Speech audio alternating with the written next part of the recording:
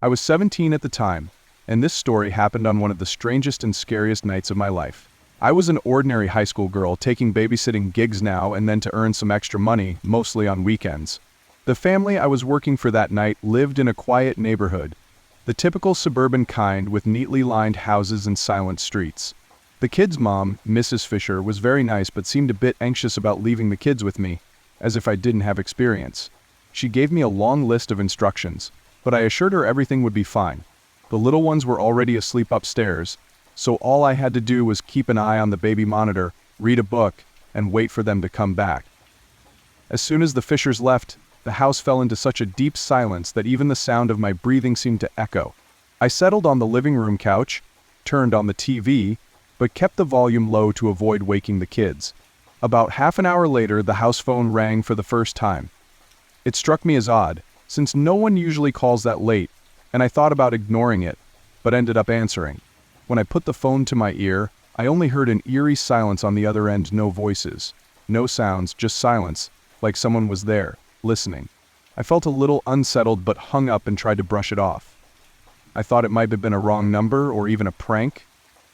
I went back to the couch, but the strange feeling lingered, a prickling sense of nervousness that I tried to shake off. I forced myself to think it was all in my head, but not 5 minutes later, the phone rang again.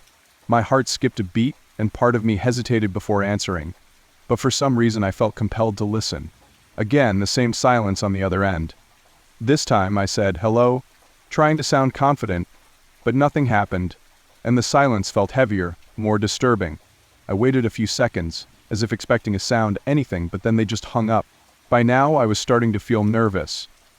I looked out the window, trying to see something outside, but all I saw was the empty, dimly lit street. I tried to calm myself. After all, I was in a safe neighborhood, the doors were locked, and the house had an alarm system Mrs. Fisher showed me before she left. But I had barely managed to sit down properly when the phone rang again. This third call felt different. It came with an intense feeling that something wasn't right, as if someone was watching my every move. I picked up with a trembling hand, but didn't say anything this time. I just stayed there with the receiver pressed to my ear, listening to that strange silence which now seemed heavy, almost menacing. And after a few seconds I heard something faint, almost like breathing, on the other end. I froze completely. With that faint breathing on the other end, a chill ran down my spine. I quickly hung up the phone almost by reflex. My heart was pounding, and I could hardly think straight. I remembered one of my mom's pieces of advice about not giving in to fear in strange situations. I tried to convince myself it could just be someone with too much free time trying to scare me, but at the same time, I knew something was off. I decided to walk around the house, checking the doors and windows, making sure everything was locked. Every corner seemed darker than usual, and the shadows on the walls seemed to stretch as I walked past. The feeling of being watched only intensified. I went back to the living room, trying to look calm, but in truth, I was on the verge of a breakdown. The house was strangely quiet, quieter than any other night I'd spent babysitting. I decided to text Mrs. Fisher, asking when they'd be back, just to get an idea. Minutes passed, and she didn't reply.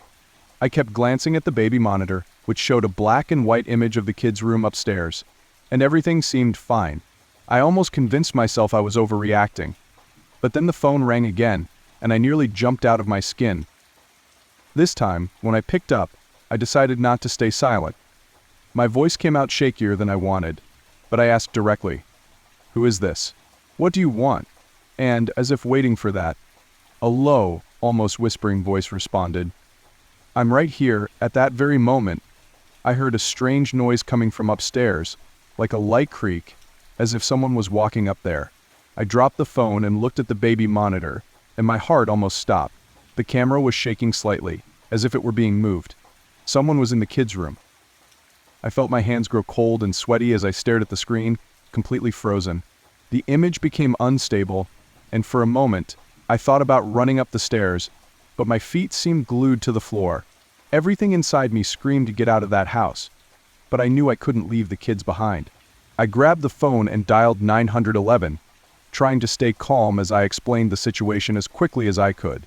Meanwhile, the creaking noises continued, and I couldn't take my eyes off the monitor. The police instructed me to leave the house immediately and wait for them outside. I already had the key in my hand, ready to run, But something made me stop. The baby monitor showed a shadow passing quickly across the screen, and then the room went dark. It was as if someone had turned off the light in the room. Panic flooded me, but I knew that, even with all the fear, I had to get the kids out. With hesitant steps, I went up the stairs as quietly as possible, feeling my heart pounding louder and louder. When I reached the room, I pushed the door open slowly and found the two of them still asleep, completely unaware of what was happening. I picked up the youngest one, trying not to wake him, and took the other child's hand.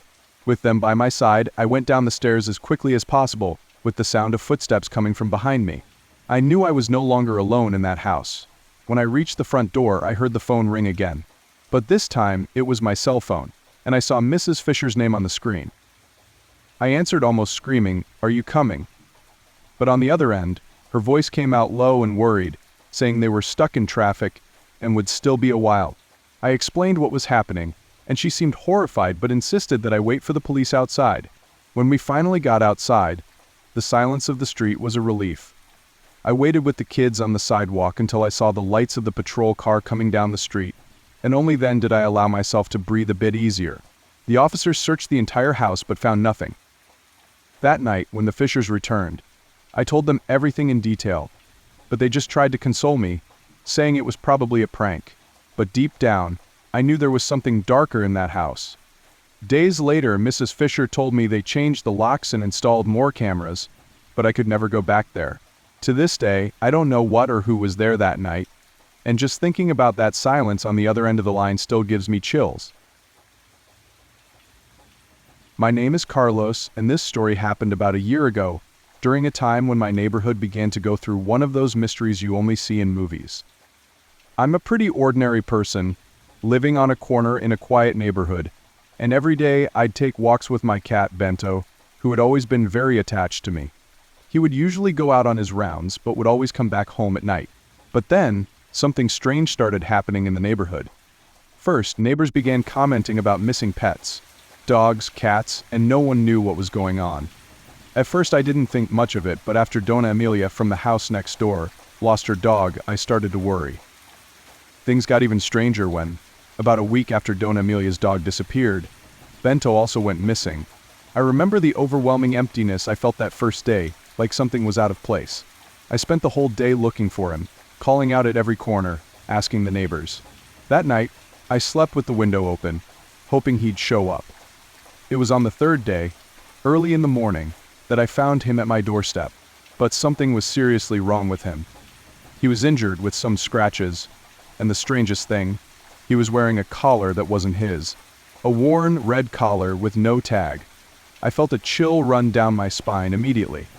After all, who would put a collar on him and leave him right there at my door? That red collar disturbed me deeply.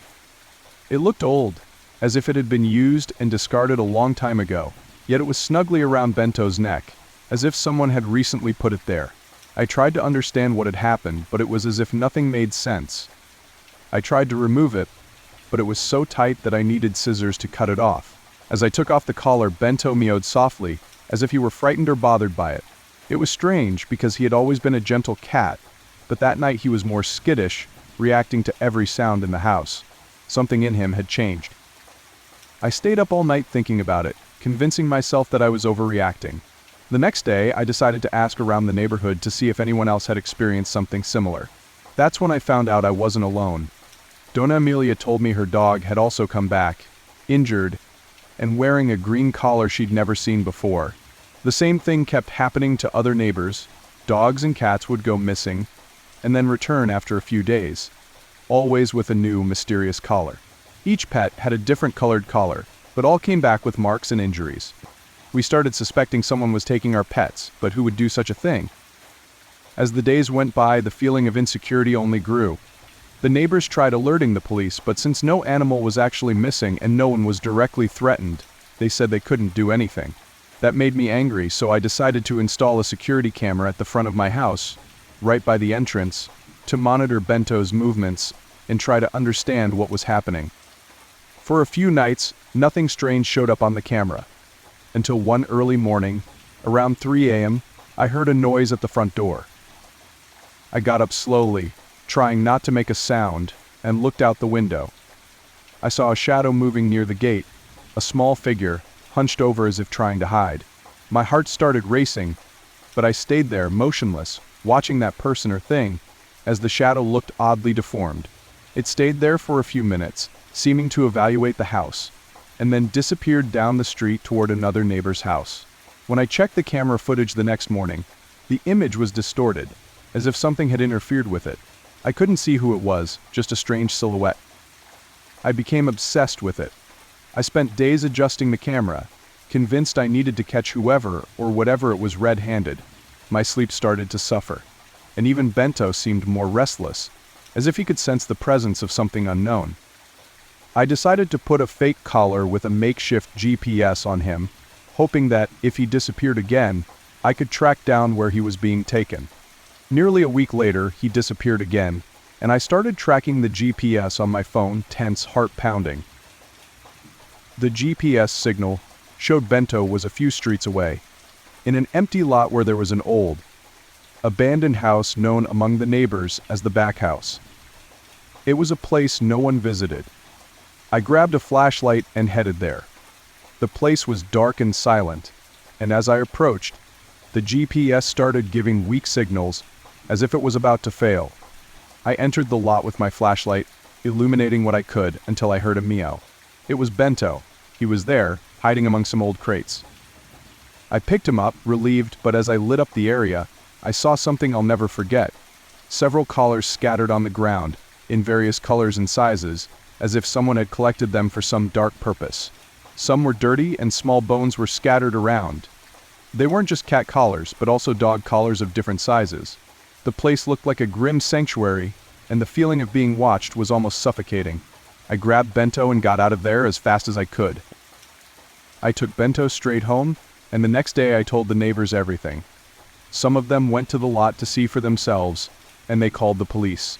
But when they arrived, everything was empty, as if someone had cleaned up on purpose. There were no collars, no bones, nothing to prove what we had seen. To this day, no one knows who it was or why they did it. All I know is that since then, Bento has never gone out without me by his side.